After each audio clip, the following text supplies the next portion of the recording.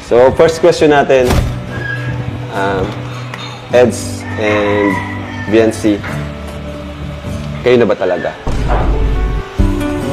Ano ba talaga yung... Ano na ba talaga kayo? Paano nabago ni Edu ang buhay at pananaw mo sa buhay? Or ano ang impact niya sa buhay mo? Ayun po kuya, maliban po sa inyo, sobrang laki po ng impact po ni Edu sa buhay ko. Maliban po sa madami pong sumuporta po sa akin, sa amin pong dalawa. Siya po yung unang nagmahal po sa akin ng ganito. Siya po yung unang nagmahal po sa akin ng ganito. Wow!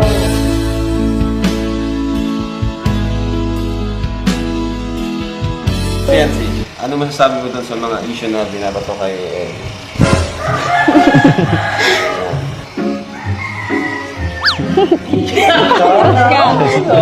Ba't kinakurot mo ako? Pagtanggal mo kasi ako. Alam mo